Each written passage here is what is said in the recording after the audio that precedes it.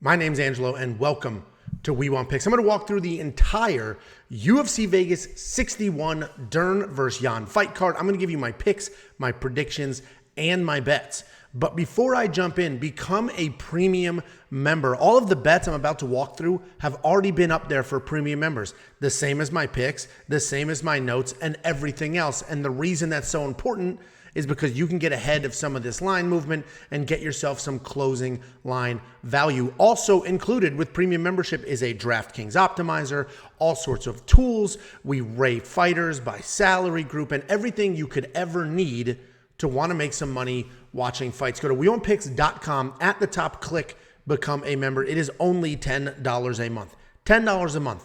That means you can have a few bad weeks, have one decent week, and bang, membership is covered for basically a full year. WeWantPicks.com. At the top, click Become a Member. And we're coming off the heels of UFC Vegas 60.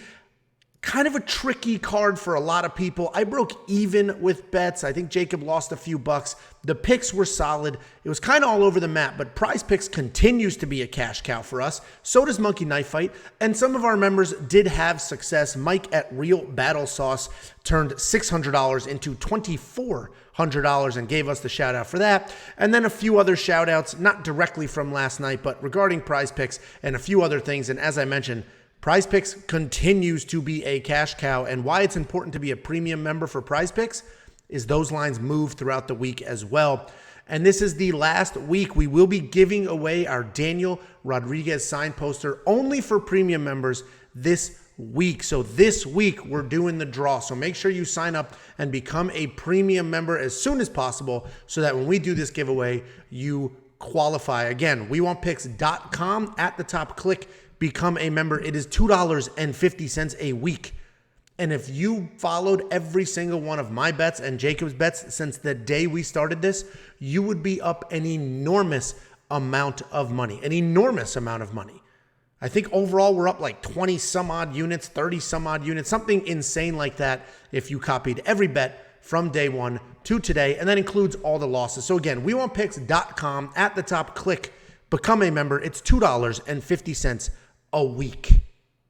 That's literally less than a coffee a week. You get the picks, you get the bets, you get the raw notes, you get the DraftKings player ranking, you get the DraftKings optimizer, and now you can link your Discord to get instant, immediate updates and notifications for when bets are placed and content is updated.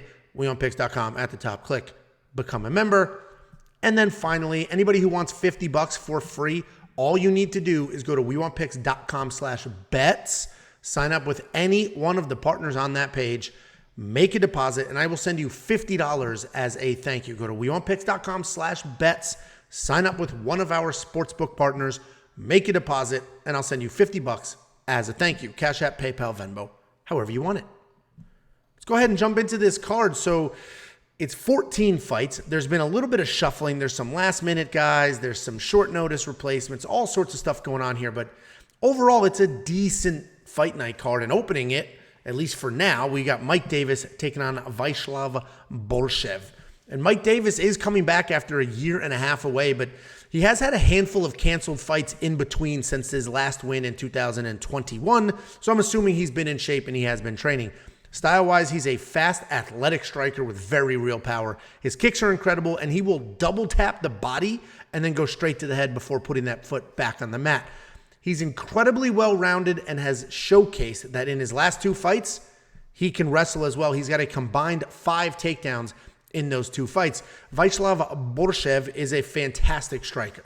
He's got legitimate professional kickboxing career before he transitioned to MMA, and he has a great jab, solid power, and fantastic kicks. And this is sort of like a Rafael Fiziev situation where he's a fighter and a coach. He's the team alpha male striking coach, and he's coming off his first UFC loss, and that was a grappling loss to fellow kickboxer Mark Diakiese. And essentially, Mark was just so positive that he was going to lose the striking exchanges that he turned into a grappler for that fight. And the takedowns are what worry me here, right? We know Mike Davis does have takedowns, and we know Vyacheslav has been taken down multiple times in every single one of his UFC fights. Dakota Bush took him down twice, Chris Duncan took him down twice, and Mark Diakiese just took him down an insane 11 times. And not to mention that Vyacheslav is taking this on somewhat short notice. So I expect Vaishlov to be the more technical striker, but Mike's going to be the more well-rounded fighter. And given the short notice, I think he gets it done, right? I think Mike's going to look to wrestle early. That should exhaust Vaishlov and in turn take some sting off those punches and probably get this to the ground. So Mike Davis is the pick, but obviously he's going to need to get the takedowns to get this done. Then we have Jessica Penne taking on Tabitha Ricci. And Jessica Penne's been around for a while. She's been fighting since 2006. That is 16 years of experience. And during that time, she's definitely picked up some skills and she's become a pretty well-rounded fighter. She's not great at any one thing, but she does have okay boxing and solid grappling.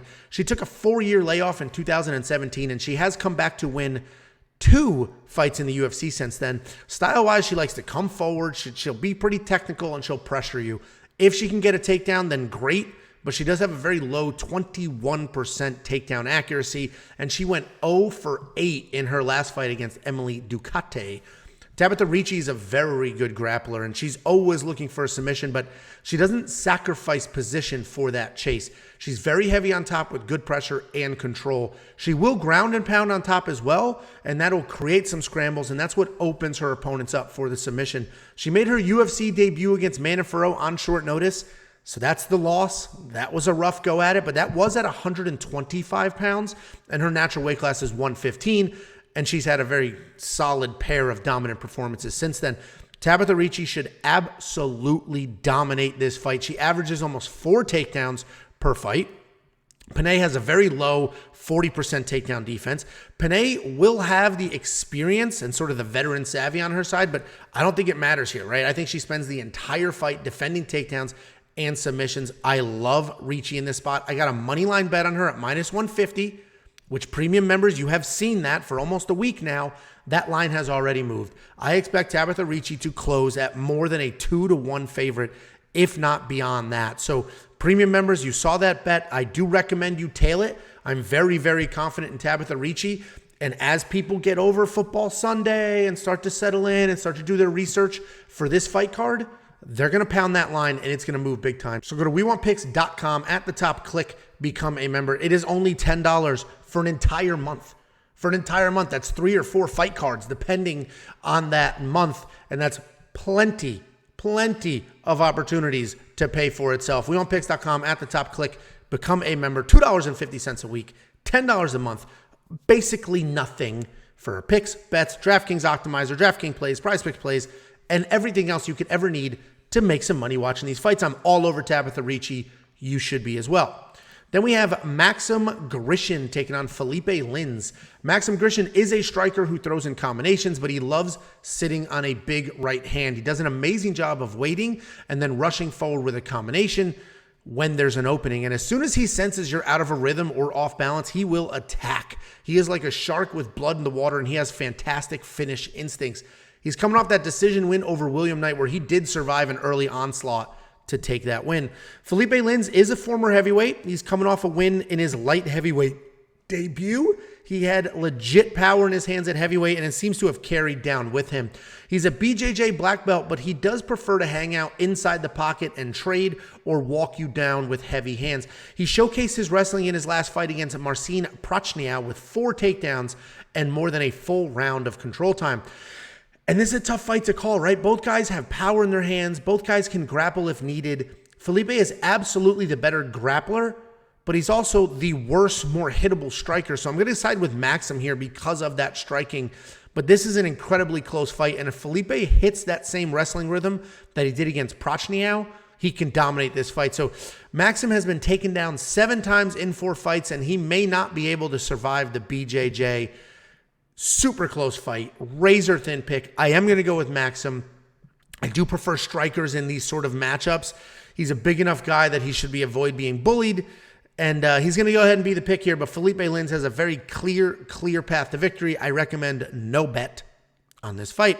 Then we have Joaquim Silva taking on Jesse Runson. Joaquim Silva is a BJJ guy with fantastic hands. He's a very inactive fighter, though. He only has 3 fights in 4 years, But when he is competing, he is explosive and always looking for the KO. Even though he does have a BJJ black belt and he is more than capable on the ground, he almost never attempts takedowns and he is just always looking to strike. He has so much power that he's live in every single fight he's in. His last win was against Jared Gordon in 2018 in a fight that was clearly not going to go his way, but he was able to snatch up that win because of the power. And I just keep mentioning that because this dude has power. Jesse Runson is coming off the submission loss to Rafa Garcia, and before that, a submission win over Nicholas Dalby, but that was overturned because of a banned substance.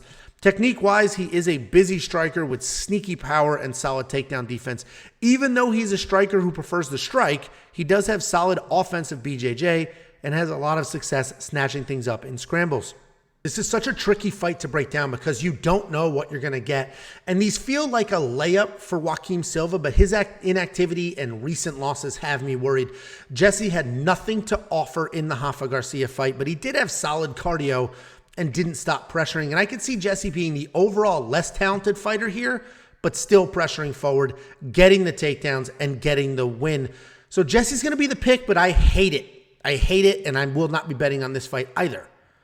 Then we have John Sexy Mexi Castaneda taking on Daniel Santos. And John Castaneda is a really fun come-forward fighter. He's very well-rounded, and he sets an incredible pace. He loves coming forward with fast hands and then shooting takedowns when he has the openings. He does not have a ton of power, for he makes up for that with forward pressure and a wide variety of strikes. His last fight was interesting, though, because in his post-fight speech, he said that he listened to Michael Bisping's commentary from previous fights about sort of stringing together combinations, and he literally did exactly that. Daniel Santos is coming off a loss in his UFC debut where his strikes were almost tripled.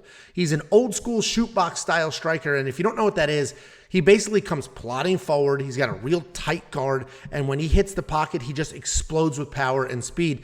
He has solid leg kicks and a clear understanding of violence. He's got very good BJJ from bottom, but he can be taken down, and even though his BJJ is good, it's also old school, so that he's just going to play in his guard and try to work for something instead of creating a scramble and getting back to his feet. And this should be a really fun fight, but I am Sexy Mexi all the way. His striking pressure and takedowns should have Daniels on his heel the entire time. Daniel will always be live for a finish, but similar to the Julio Arce fight, I think he has trouble finding his rhythm. So Castaneda is the pick. He's probably safe for your parlays.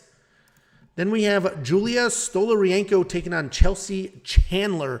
Julia Stolarienko is an interesting fighter to break down, right? She's got miserable takedown accuracy at 22%, but she's very slick off her back and has a ton of submission wins in her career. Her striking is a bit sloppy, and she is very hittable with a negative striking differential of about 2.5 to 4, but she is willing to brawl and has heavy kicks. She did prove some of the haters wrong in her last fight, though, with a beautiful takedown and then an armbar inside of a minute. And that armbar was not surprising, but that takedown definitely was. Chelsea Chandler is a powerful and well-rounded fighter who comes forward throwing bombs, and then she pushes you against the cage where she works for takedowns. She's incredibly strong and uses that strength to rip her opponents to the mat and then control them from there. She's not very fast or athletic, but she's tough, powerful, and never stops coming forward. Chelsea Chandler is the slight favorite here, and I totally understand why. She can march forward, bomb away on Julia, and most likely avoid being submitted on top. The issue, though, is you never know what you're going to get in a UFC debut. You might get the Joe Pfeiffer we saw last week, who shows up big time, or the Daniel Zellhuber, who we saw last week, who was clearly the better fighter, but just frozen. His feet were stuck in mud, and he just wouldn't let his hands go. If Chelsea shows up the same way she has in her last 4 fights, then she's going to win. So I got to pick Chelsea here. I expect her to get the takedowns, but again, I cannot be any more clear than this. Do not bet on this fight. Just watch it. Enjoy it. If Chelsea dominates, then we've got some bets for her next fight. If she shows up starstruck, well, then let's go ahead, avoid her for a couple of fights. Then we've got Randy Costa coming back, taking on Guido Canetti. Randy Costa is a very good striker with power and finishing ability. He's long for the weight class, and he uses that range correctly with both kicks and punches. He throws everything with a ton of power, and he mixes in his strikes with his movement really well. He's listed at having a 100% takedown defense, but it's a little deceiving because he literally only defended one single takedown attempt in his UFC career so far. But he's at Sanford MMA, and I'm sure he's getting plenty of wrestling looks.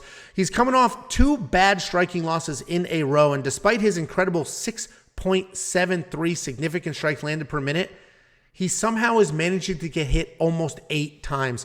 Guido Canetti has seen light at the end of the tunnel, right? He's 43 years old, and he's coming off his first win in 4 years. He's competed in martial arts his entire life, from Kung Fu to Taekwondo. Style-wise, he's a striker who moves well and has nice kicks. He does not have a ton of power, but he makes up for that with volume and movement. He works in takedowns well, and he can still win fights in this division.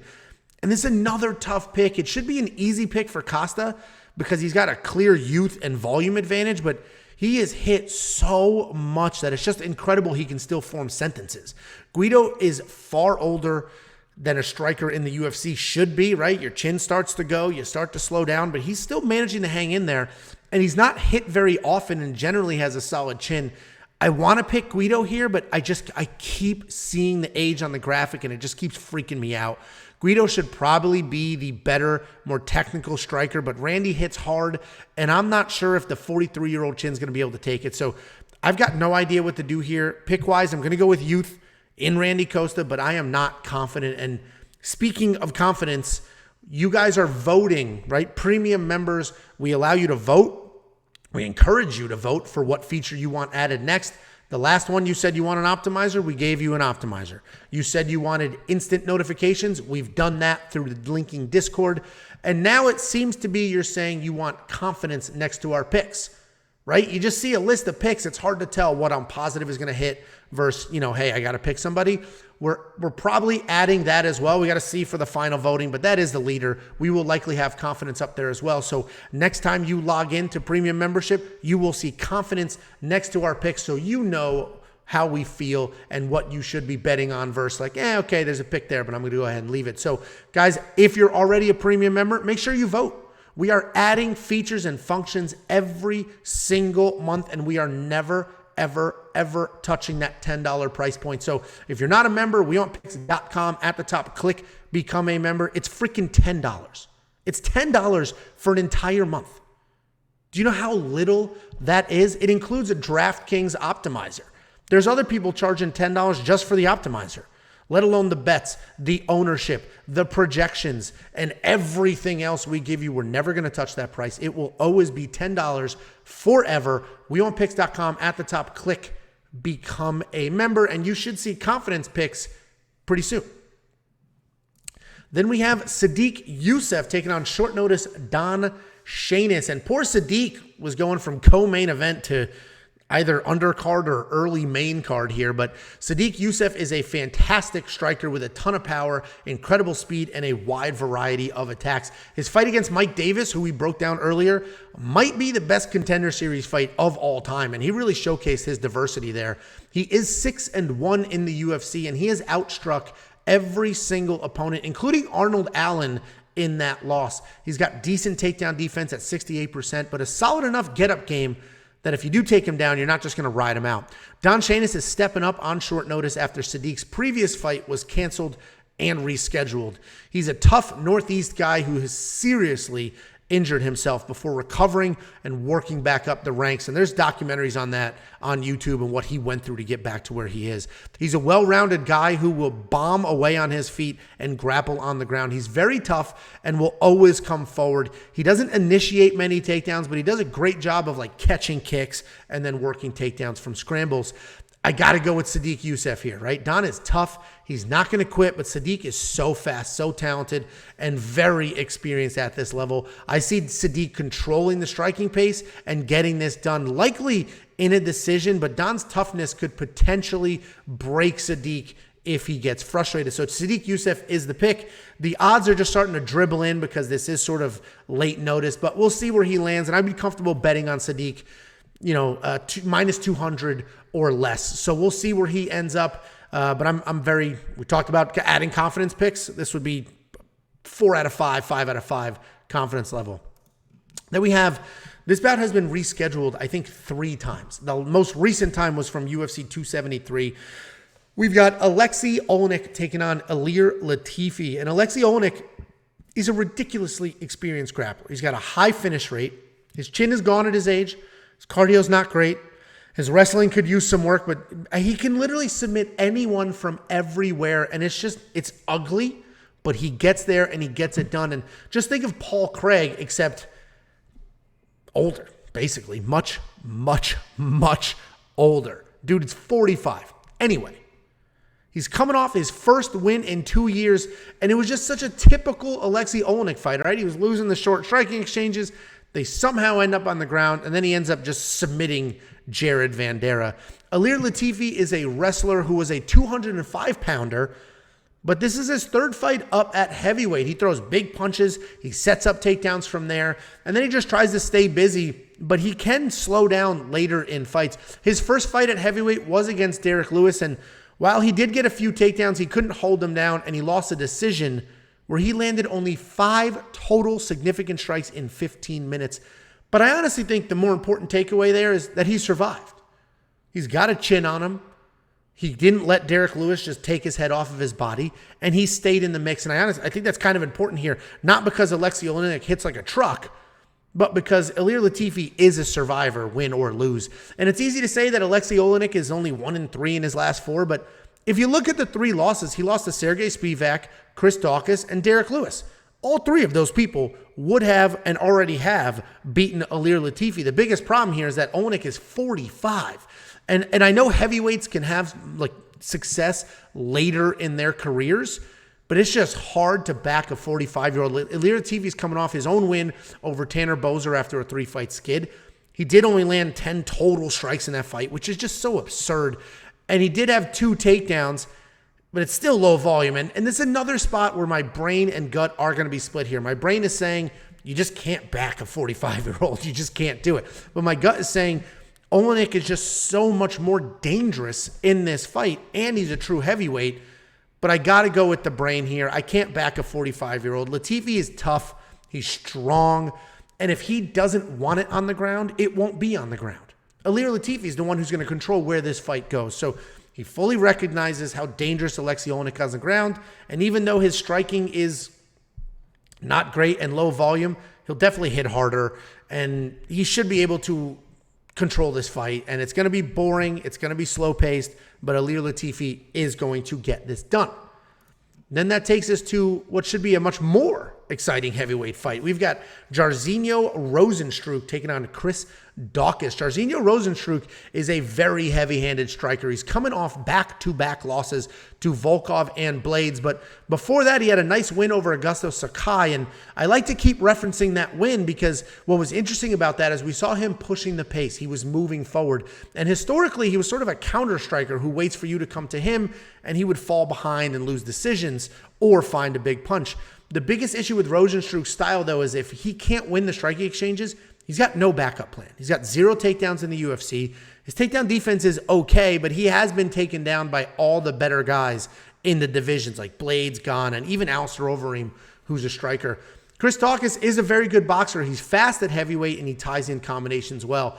Daukaus has never been taken down or attempted a takedown in the UFC, but if he does end up on the ground, he's going to be prepared. He's got a BJJ black belt, and he can work from there. He's coming off back-to-back knockout losses to Derek Lewis, and that's not really surprising, but Curtis Blades, which was surprising, right? Everybody expected Curtis Blades to take him down, not flatline him on his feet. Rozenstruik is a 2-1 favorite in this matchup, and I totally understand that he has the power, and Daukaus is coming off 2 knockout losses in a row, but Rozenstruik is also gun-shy, and he can be slow at times. It's very possible that Daukaus dances around, uses his speed, his footwork, and his combinations to avoid those big punches and land. Neither one of these guys are likely to go to a decision, so I think the wise bet here is going to be under on rounds, even if it's a 1.5 round line.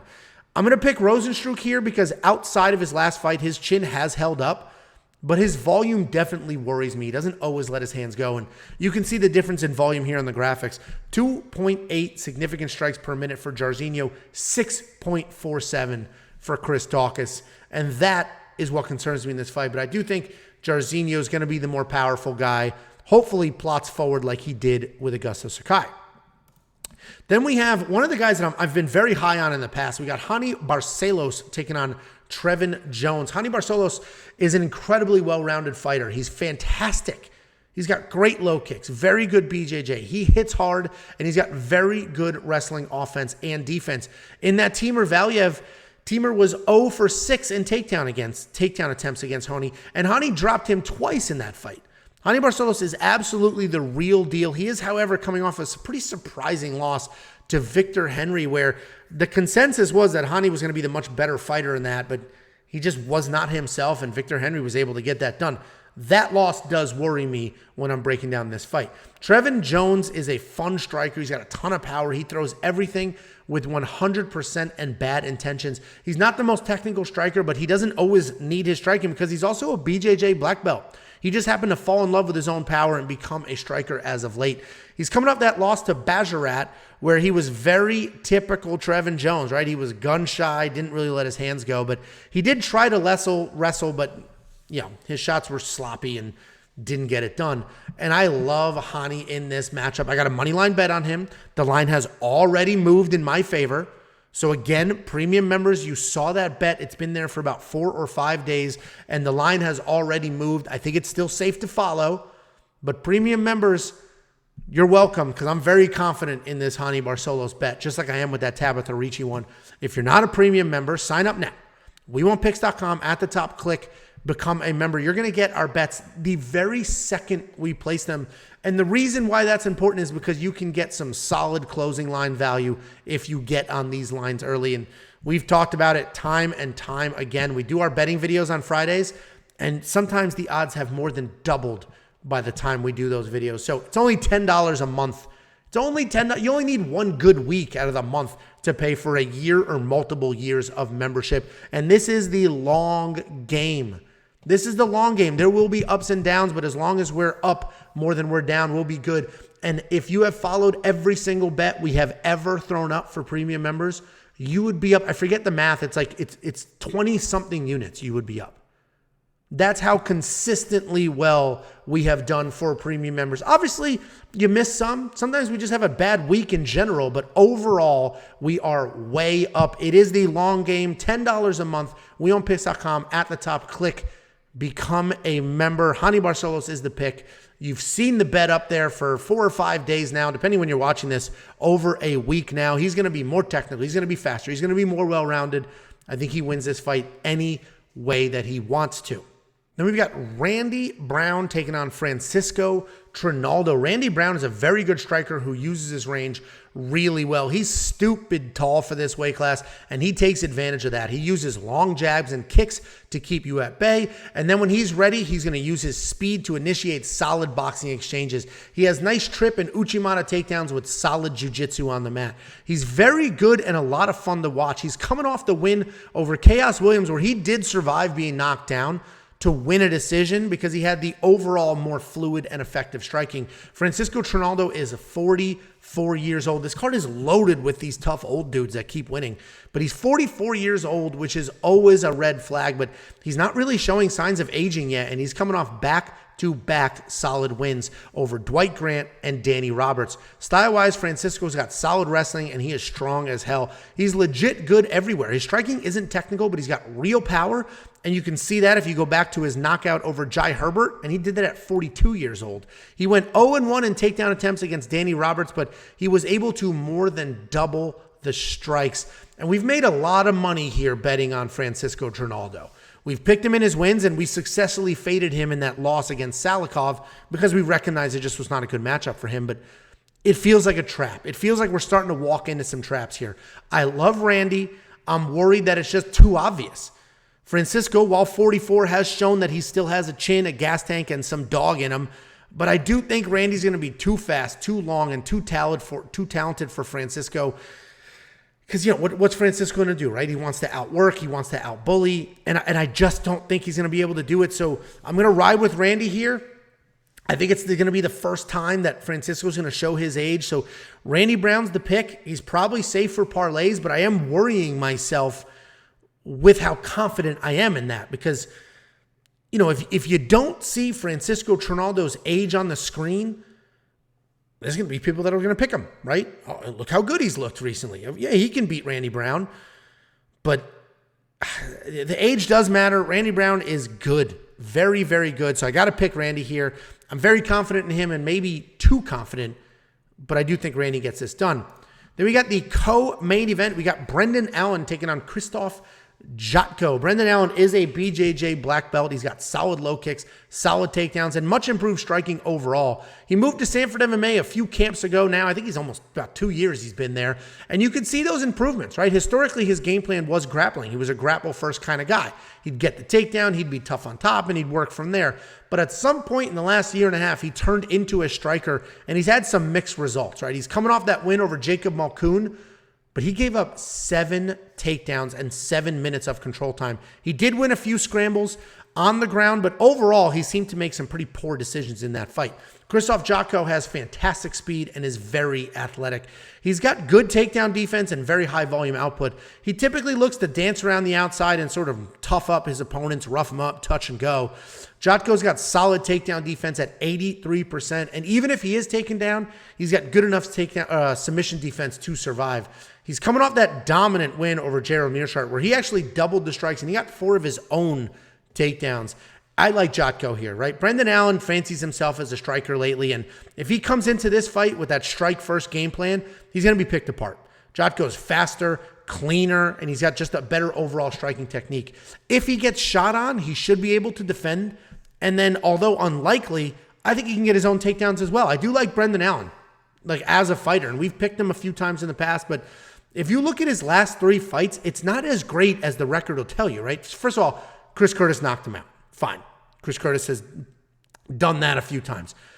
Sam Alvey, that is a win, but Sam Alvey gave him a lot of trouble in that first round. More trouble than he should have in that first round. And then in his last fight, I think Jacob Malkoun won that fight.